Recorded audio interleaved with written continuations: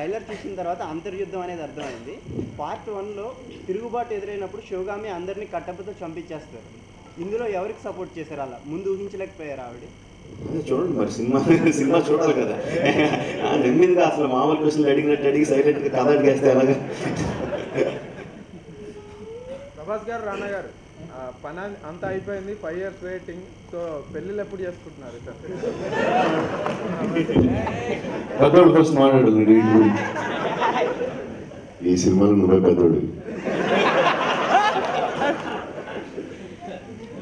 అంటే ఈ సినిమా చూసిన తర్వాత గ్యారంటీ ఎవరు పిల్లలేరండి. మళ్ళీ ఎత్తుకోవడం మళ్ళీ స్టార్ట్ చేస్తారు ఫస్ట్ నుంచి. Thank you.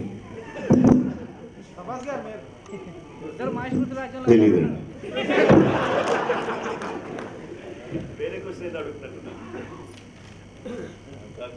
First part visual వండర్గా చాలా మంది ఫస్ట్ పార్ట్ విజువల్ వండర్గా అందరినీ అద్భుతంగా అనిపించింది. సెకండ్ పార్ట్లో ఆ విజువల్ వండర్తో పాటు యాక్షన్ డ్రామా ఎంతవరకు వండర్ అనిపించింది? సారీ అండి, అర్థం కాల క్వశ్చన్, అర్థం కాల.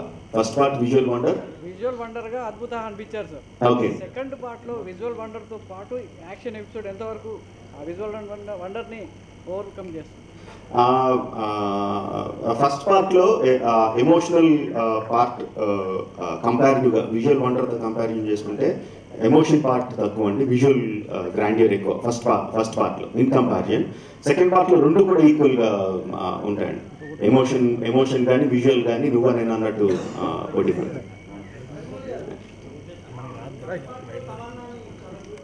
ఇంకా అందంగా చూపించాను.